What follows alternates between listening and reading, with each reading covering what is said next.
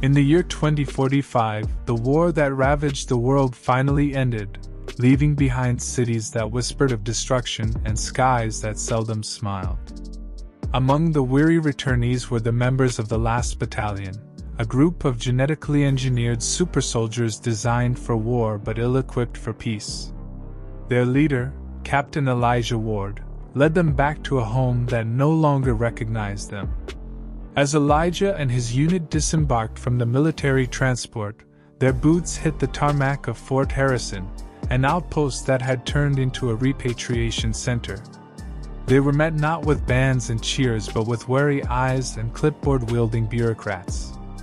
"You'll be processed here and then reintegrated into civilian life," explained a young government official named Lisa Harmon. Her voice carried a rehearsed empathy that didn't quite reach her eyes. "Reintegrated," Elijah mused quietly, sharing a look with his second-in-command, Sergeant Mia Jing. "As if we were ever integrated before." The soldiers were each given a dossier containing their new identities, complete with fabricated backstories. Jobs had been assigned based on their engineered skills, but none matched the adrenaline and clarity of the battlefield. Elijah found himself working in construction, a job that utilized his strength but numbed his mind. Mia, with her tactical prowess, landed a role in logistics for a large corporation. The others were scattered across different fields, from security to manual labor. In the evenings, they gathered in Elijah's small apartment, the only place they felt normal. They shared stories, not of war, but of their daily civilian struggles. "I told my boss today that a strategic approach to delivery routes could cut costs by 15%. Mia said one evening, frustration lining her face. "He told me to stick to the schedule given. It's like they don't understand we can be more than just muscle and obedience." Added Jackson, the unit's sniper, now a security guard. Their discussions often veered towards the struggles of adaptation. The world was not prepared for them, nor they for it. One night, while walking home, Elijah witnessed a robbery in a dimly lit street. His instincts kicked in, and he neutralized the threat with clinical precision. The victim, a young artist named Clara, looked at him with a mix of fear and awe. "You're one of them, aren't you? The soldiers from the news?" she asked as he helped her to her feet. "Yes, but I'm not your enemy," Elijah replied, his voice soft but firm. Clara studied him with a curious intensity. "Would you like to see something?" she asked suddenly, a spark of an idea forming. "Something, not war?"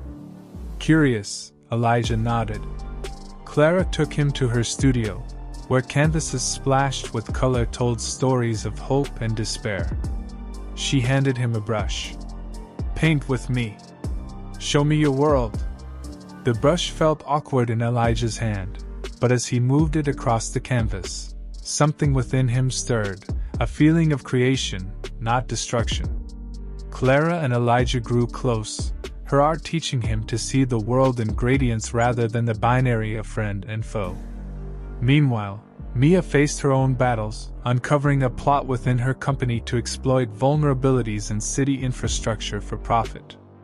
Gathering the old unit, they used their unique skills not for war, but to expose the conspiracy, leading to a tense confrontation with corrupt executives in a rain-drenched parking lot. "You were supposed to disappear into society, not disturb it," sneered the company's CEO, cornered and desperate. "We're not your weapons anymore," Mia retorted, her team standing firmly behind her. "We're part of this society now, and we protect it." The exposure of the conspiracy catapulted the super soldiers into the public eye. Society began to see them not as relics of war but as protectors of peace. Offers for meaningful employment came pouring in, tailored to their skills and designed for integration rather than isolation. Elijah opened an art gallery with Clara, showcasing works by those affected by the war, providing a space for healing through art. Mia started a non-profit dedicated to strategic resource management for crisis-hit areas, employing many from their unit. As the super soldiers found their place in the world expanded to accommodate them. Elijah, once a warrior, now stood before a crowd at the gallery's opening, his voice steady. "We were engineered for war, but we live for peace," he said, his eyes scanning the room filled with art, life, and hope. "And in peace, we have found our purpose." The last battalion had come home, not just to a place, but to a sense of belonging. They were no longer the instruments of war but the architects of peace, their legacy rewritten not with the might of their arms but with the strength of their hearts. As Elijah's gallery flourished, a shadow from the past re-emerged. General Marcus Dalton, the architect behind the genetic engineering program that created the super soldiers, resurfaced with his own agenda. Having evaded prosecution for war crimes, he sought to rally support for a new conflict, believing that true peace was an illusion.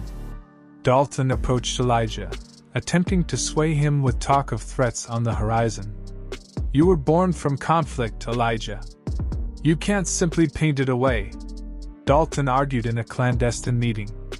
Elijah, however, saw through the desperation in Dalton's eyes. "War isn't our destiny anymore, General. We've moved beyond your designs." Dalton left with a dark promise. "This peace is temporary. You'll see the truth soon enough." News of Dalton's reappearance stirred unrest. Media outlets, hungry for controversy, sensationalized the story, reigniting public fear of the super soldiers. Incidents of violence against genetically engineered individuals spiked, challenging the fragile acceptance they had started to build. Mia's nonprofit became a sanctuary for those affected, providing not only physical security but also a platform for advocacy. She organized a series of public forums, inviting citizens and super soldiers to share their fears and hopes, facilitated by Elijah and Clara, who used art to bridge understanding. During one heated forum, a young super soldier named Theo voiced his frustration. "They say we're monsters, but we bleed just like them. Where's our place if not among them?" His words struck a chord, resonating across the community, leading to a grassroots movement advocating for enhanced rights and protections for the genetically engineered. Meanwhile, as Mia delved deeper into corporate databases, she uncovered that General Dalton was not acting alone. A cabal of powerful elites, some from within the government, supported his vision of renewed conflict. Their plan involved staging terrorist attacks that could be falsely attributed to the super soldiers, providing the pretext needed to reignite global conflict. Determined to stop them, Mia enlisted the help of Jackson and other members of their unit. Together, they orchestrated a risky operation to expose the conspiracy, hacking into government servers to leak documents to the public. The mission culminated in a tense showdown in a government facility, where they barely escaped after setting the truth free. The leaked documents caused uproar around the world. Societies grappled with the revelations, and debates raged over the future of genetic engineering and the role of super soldiers in civilian life. Amidst this turmoil, a national referendum was called to decide the fate of the genetically engineered population. Elijah and Mia became prominent voices in the campaign for their community's rights. On the eve of the vote, Elijah addressed a massive rally, his words broadcasted nationwide. "Tomorrow, you decide not just our fate, but the soul of our nation. Choose peace over fear, unity over division." The referendum result was a resounding vote in favor of integration and enhanced rights for the super soldiers.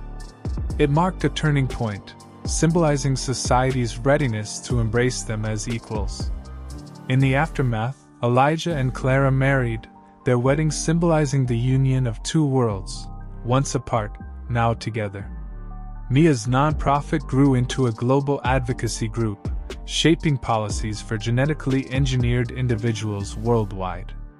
The old unit, once forged in the fires of war, now worked together in the construction of a peaceful society. As they watched the sunset from the rooftop of Mia's office, Elijah mused. We were made for war, but we chose peace. Maybe that's the bravest thing we've ever done. Their laughter echoed into the night, a sound of triumph not over an enemy but over the shadows within themselves and their society. The last battalion had not just survived, they had transcended, becoming beacons in a world that once feared the future they represented. Now, thanks for watching, and see you in the next story.